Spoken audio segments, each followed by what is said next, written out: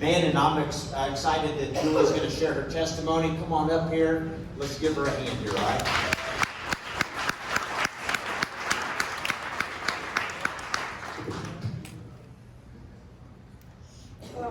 My name is Julie, and I'm a grateful believer in Christ in recovery.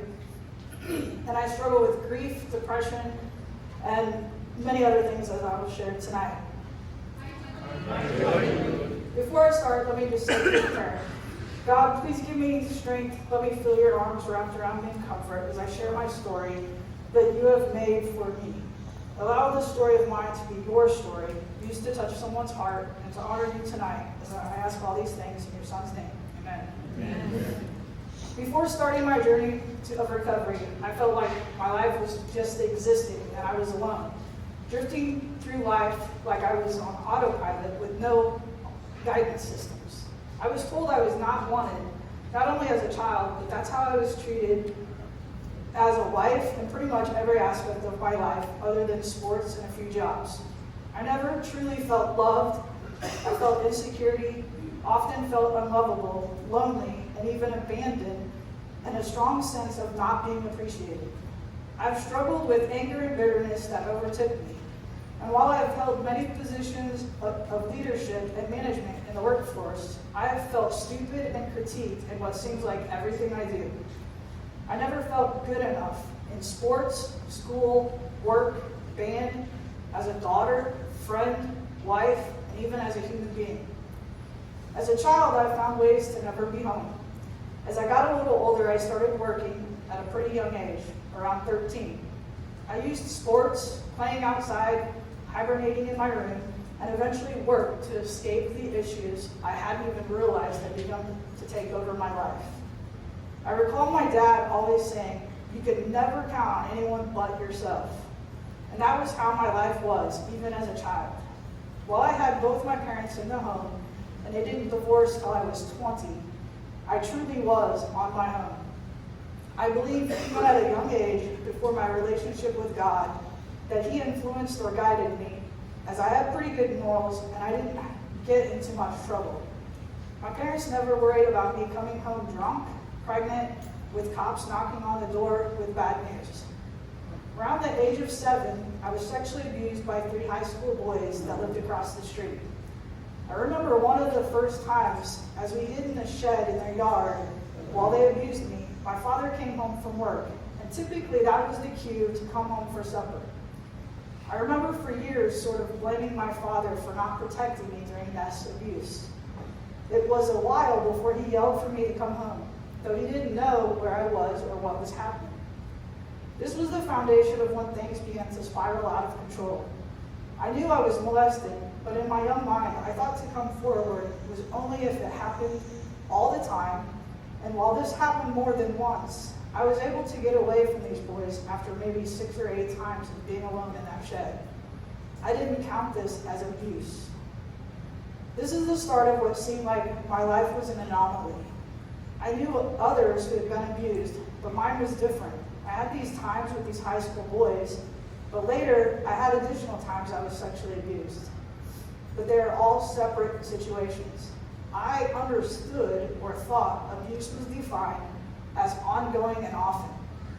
One of the times that my parents separated, my mom left and I stayed with my dad.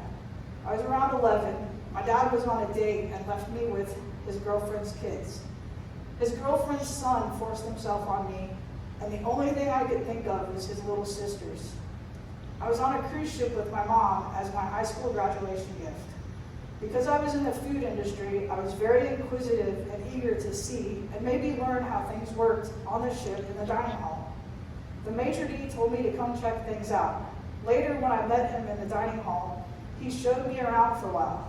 That eventually included going down to the staff's quarters, and once again, I was sexually abused. This became a theme in my life.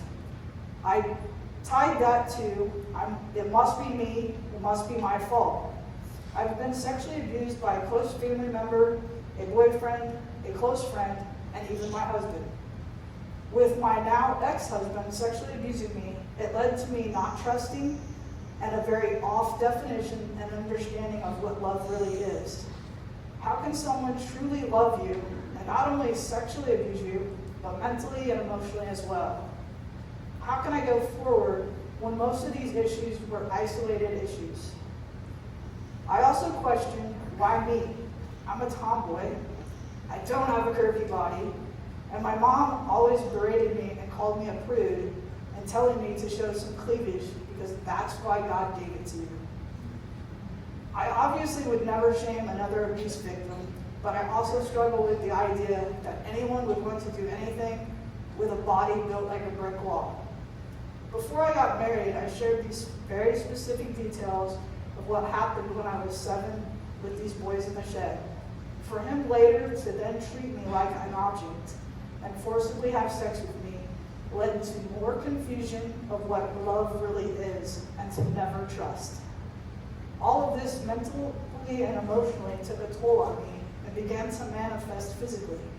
I started having minor health issues we couldn't explain, like stomach issues, headaches. I was moody, I had depression and anxiety, and I would begin to have horrible nightmares on a regular basis. The low point of my life seemed like forever, but it was really only 7 or 8 years. I was very, very angry with God. I was dealing with a work injury which led me to being on permanent disability for TBI and multiple concussions. This was all before the medical field learned about concussions and the effects of post-concussive syndrome. While dealing with workman's comp, I fought the doctor for over a year due to the quantity and high dosages of pain meds they had prescribed. I never took all as prescribed, and I never abused them. Because of the legalities of work comp, if you ever refuse to follow doctor's orders, they can quit treating you and even stop paying for medical care. Because of the haphazardness of my care, I wanted this to cost them as much money as possible. So I refilled my medications based on time, not based on many medications I had left. In that year, I had become dependent, yet was taking less than half of what was prescribed. I had it out with work comp, the case manager, and my employer. I originally cried wolf about being suicidal so that they would listen. Work comp is like the government, and things are hurry up and wait. So as I waited for approval to see a doctor, I did become suicidal. My appointment with a psychiatrist was scheduled for 4 weeks later. Late evening, the night before my very first appointment, this doctor called and canceled. Canceled on a suicidal patient with no backup plan for an on-call doctor or any other means to make sure I got help.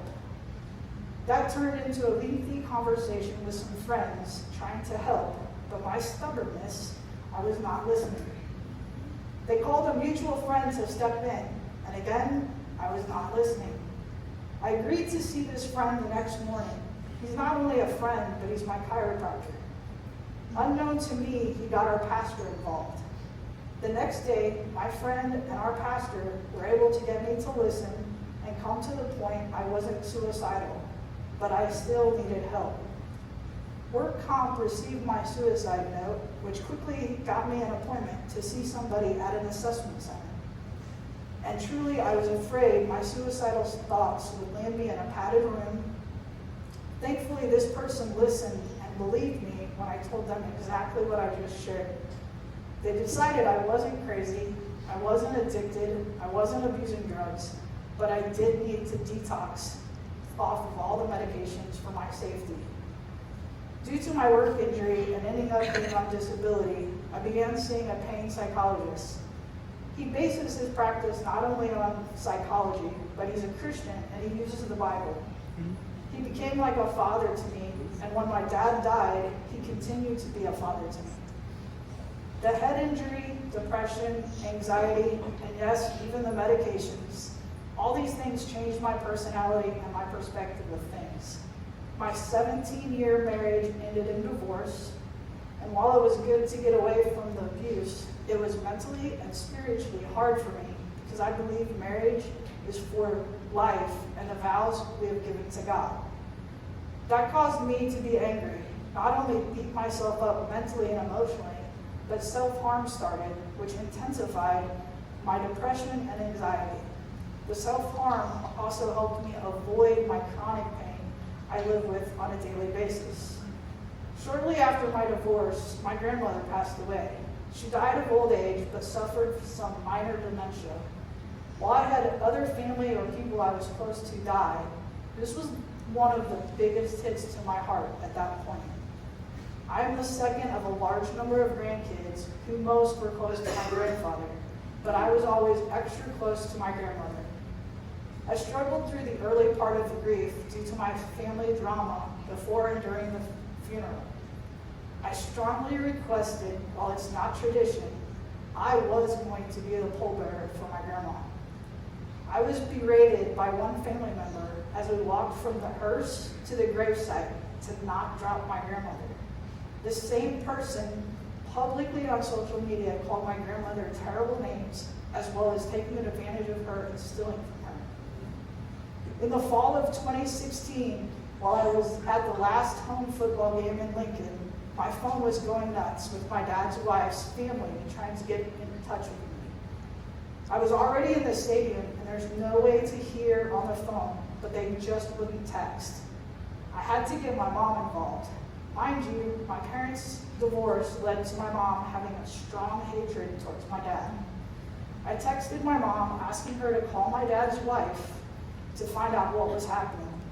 My dad had had a massive heart attack, was shocked in the ambulance multiple times, and was basically in a coma-like state. They wanted me at the hospital immediately.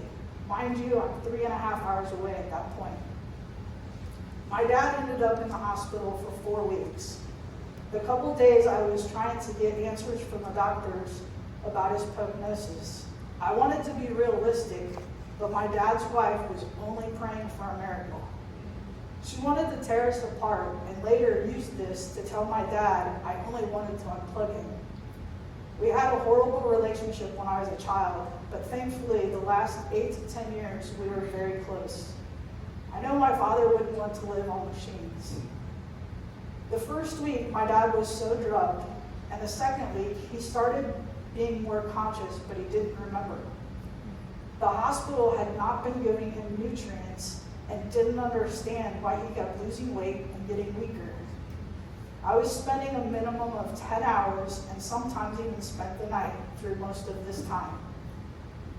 Halfway through his hospital stay, I had to make the very difficult decision to have one of my beloved dogs cross the Rainbow Bridge.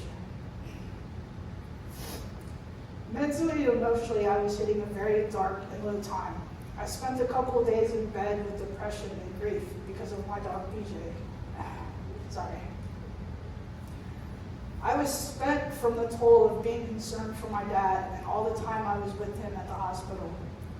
He was so hurt, not only from the heart attack, but was questioning love. His wife often only came for maybe 2 hours, and she totally ignored him. Mid-December, Dad finally got to go home. Christmas has always been a difficult time for me, and the year before was my first without my grandma. And while I did celebrate with my dad and his wife's family, it too was different because my stepsister had died, and she was the only one in that family who seemed to care or like me. Due to Dad's weakness and recovery, he decided to cancel Christmas. All of this finally blew up on December 22nd. I voluntarily put myself into a mental hospital. I was afraid I would kill myself. I struggled with a normal Christmas. And last year, Grandma was gone, and this year was a total mess. Unfortunately, mental health care is a very dysfunctional situation. My week in the mental hospital actually made me worse. I knew what to say to be released. I made it through Christmas, so I figured I would not kill myself, but my self-harm did intensify. I never acted upon it, but I often wanted to take my pocket knife and jam it into my female parts. I figured with the abuse and the hurt of my husband not allowing me to have kids, I didn't need these organs. They brought me so much pain, so why not hurt them even more? That was not self-harm physically, but that was strong self-harm mentally and emotionally. From a physical perspective, part was I deserve it, and part was an effort to control my chronic pain by causing pain that I could control. I started by simply cutting my toenails too short so they bled, to eventually literally ripping them completely off by the roots. I would hide in my bathroom and torture myself and hope the bleeding would not stop or it would get infected, because then it wouldn't be suicide. In March of 2017, a week after my father's birthday, was when finally he was healthy enough to have the surgery he had needed. The day of surgery went as expected. Be at the hospital early, wait for what seemed like forever, and finally the doctor coming out and saying things did go well and we could go see him shortly, but of course he would have lots of wires and machines. I had seen post-surgery with my ex-sister-in-law, so I knew exactly what to expect when I saw my dad. The day after surgery, I went to see my dad. His wife even stopped by briefly. My dad needed to rest to recover, but he was so concerned about entertaining me, I finally told him, since I knew I would be spending so much time with him in the next several days, I wanted him to rest, I needed to rest, and I selfishly went home. What my dad didn't know was, yes, I left because I was tired, but also I was having my house rewired and had been taken by a con artist electrician. Plus, another one of my dogs was ailing. My dad's wife had a bad habit of being overdramatic. A few years before my dad needed his gallbladder removed, but the phone call I received was, "Your father's dying, get here immediately." To which, of course, I was in tears and I raced to the hospital. After selfishly leaving that day, I got a call early the next morning with her saying, "Things have turned for the worst." I debated about how fast I needed to get up there, since I knew I would be spending tons of time with my dad over the next several days. I did end up going up immediately, and he was never conscious that day. While the doctors needed to run some tests, they asked us to leave and suggested that we go to the cafeteria. A few hours later, we were told not to leave the post-surgery area. Unfortunately, we watched him do CPR and push lots of meds trying to save him, but he ended up passing away. At one point, the doctors told me and his wife we should come into the room and say our goodbyes. I kissed my dad on the forehead and told him how much I loved him. I whispered in his ear I didn't want him to hurt anymore and just leave and go be with Jesus. But I also promised him I would return to God and he would be proud of me as he looked down from heaven. That promise was very important to him. The last 12 or so years, Christ and faith have become paramount to him. It bothered and saddened my dad, and I'd become so angry with God. My dad watched me as a teen and a young adult faithfully go to church every time the doors were open. Him and my mom would badger me with comments like, "Do you sin so much you have to go to church this often?" Or, "What are you going to do, become a nun?" Dad came to me in 2003 and apologized. He found the love of Christ. I saw my dad's life change. 2004, I realized I had only head knowledge. You see, I knew the answers. I knew God sent his son to earth to die on a cross and shed his blood for my sins. But what I did not have was a relationship with Jesus or heart knowledge. Several months before my dad died, I really had been searching for a church, but it took me 4 months after he died to fulfill that promise to him and return to church, asking God to forgive me for being so angry with him. I had been told about Celebrate Recovery about the time I went from work comp to permanent disability. I thought CR was only for drugs and or alcohol addicts, so I did not attend. I knew I needed help, but didn't know what CR really was, or that it could be part of my recovery. It wasn't denial, it was not understanding truly what CR is for. So before I transition into my road to recovery and what CR has helped me with, let me mention briefly some additional things that are part of my recovery, but I don't have time to share tonight. I struggle with PTSD, I've been robbed at gunpoint, plus they used my car as the getaway vehicle. I was involved in a restaurant fire and developed pneumonia from smoke inhalation. My now ex-husband and I were hit by a semi-truck on I-35. I've had several head injuries with concussions, and finally several examples of rejection, feeling of abandonment, dysfunction, and much more that there just isn't time to share. I haven't been doing CR very long. News Story just kicked off CR in April of this year. I have jumped in with both feet since we started.